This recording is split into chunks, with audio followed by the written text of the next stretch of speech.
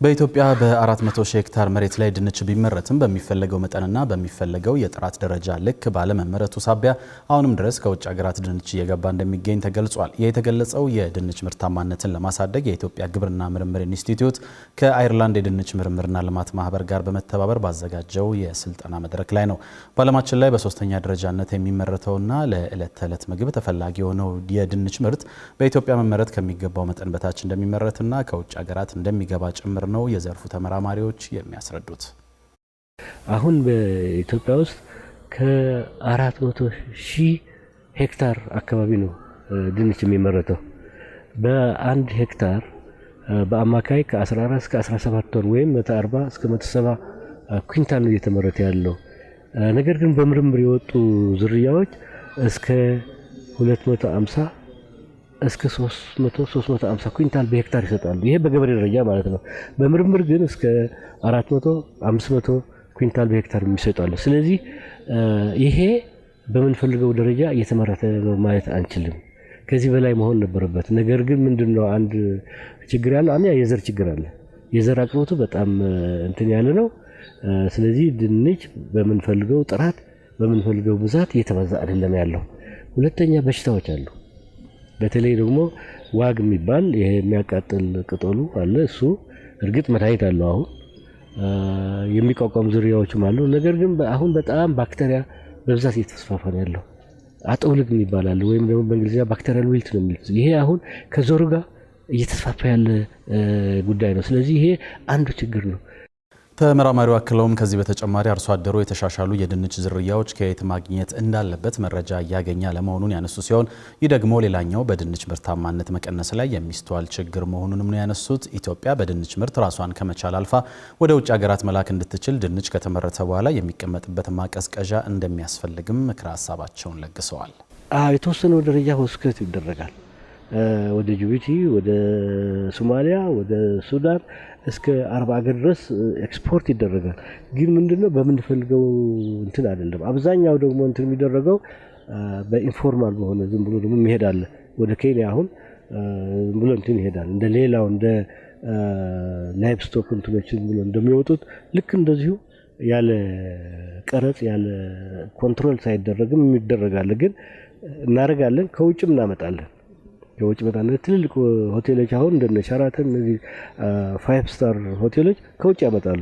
ይሄ ምንድነው የተጠቃሚያቸውን ኳሊቲ እንትን የሚያደርግ ስለማናመርት ነው። እኛም እና ኤክስፖርት እናደርጋለን። ግን ኤክስፖርቱ ከዚህ በለጠ ዛዳራሽም ተነግሯል። ከዚህ በለጠ ኤክስፖርት ማድረግ እንችላለን። ምቹ ሆነ ስነ ምህዳር አለን። ምቹ የሆነ አካባቢያችን ሊገዙ የሚችሉ አገሮች አሉ። ግን በብዛት የተጠቀምንበት አይደለም ያለ ነው። የተወሰነ ነው እየተጠቀምን ያለ ነው። የኢትዮጵያ ብሔራዊ ባንክ ባካሄደው ግምገማ የዲጂታል ፋይናንስ አገልግሎቱ 18.5 ትሪሊዮን ብር መድረሱን ገልጿል። ብሔራዊ ባንኩ በኢትዮጵያ ያለው የፋይናንስ ዘርፍ ጤናማ፣ የተረጋጋና ደህንነቱ የተጠበቀ መሆኑንም አስታውቋል። ከሐምሌ 2016 እስከ ሰኔ 2017 ዓ.ም ጊዜ የሚሸፍን ሶስተኛውን የፋይናንስ ደህንነት ግምገማ ሪፖርት ይፋ ያደረገው ባንኩ የኢትዮጵያ የፋይናንስ ስርዓት በውጫዊና ውስጣዊ ጫናዎች፣ በቀጠናዊ ውጥረትና ሌሎችም ተግዳሮቶች ውስጥ ማለፉን በመጥቀስ ኢኮኖሚው እነዚህን ዓለም አቀፍ ጫናዎች ተቋቁሞ ማሻሻል ማሳየቱን ጠቁሟል። የዲጂታል ፋይናንስ እድገቱ የፋይናንስ ተደራሽ ነትን ቢያሰፋም ከሳይበር ጥቃትና ከማጭበርበር ጋር ተያይዘው የሚመጡ ስጋቶችን ለመከላከል የቴክኖሎጂ መሰረተ ልማትን ማጠናከር እንደሚገባም ተመላክቷል። በተጨማሪም የማክሮ ኢኮኖሚ ተጋላጭነት መቀነሱን፣ የበጀት አፈጻጸሞች መሻሻላቸውን፣ የሀገር ውስጥ ዕዳ መቀነስ ማሳየቱንና የተረጋጋ የፋይናንስ ስርዓት መፈጠሩን ነው ባንኩ የጠቀሰው።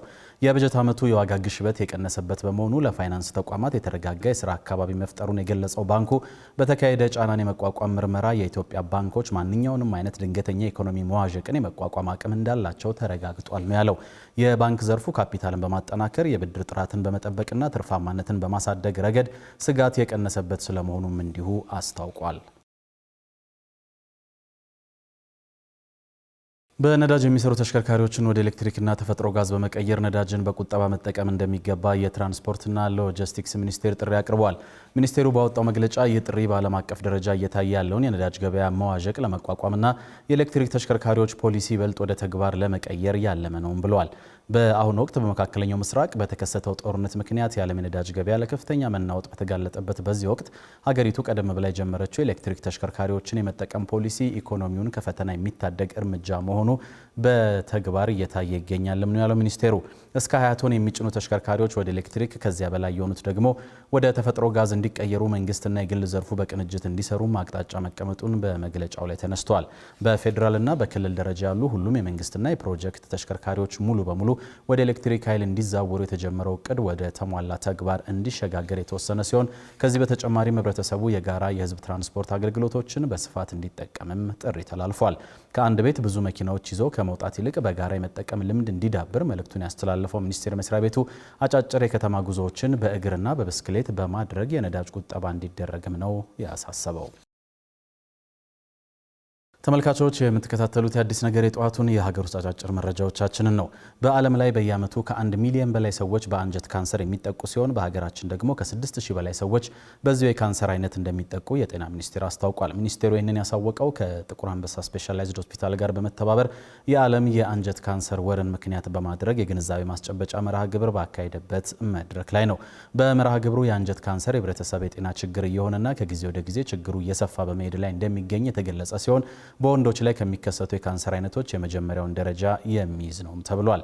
በሴቶች ላይ ደግሞ ከጡትና ከማህፀን በር ጫፍ ካንሰር ቀጥሎ በሶስተኛ ደረጃ ላይ እንደሚገኝ የተነገረ ሲሆን በኢትዮጵያ በዓመት 80 ሺህ አዳዲስ የካንሰር ታማሚዎች ሕክምና ለማግኘት ወደ ጤና ተቋም እንደሚሄዱና ከነዛ ውስጥም ከ6000 በላይ የሚሆኑት በአንጀት ካንሰር የሚያዙ ሰዎች ስለመሆናቸው ነው የተጠቆመው።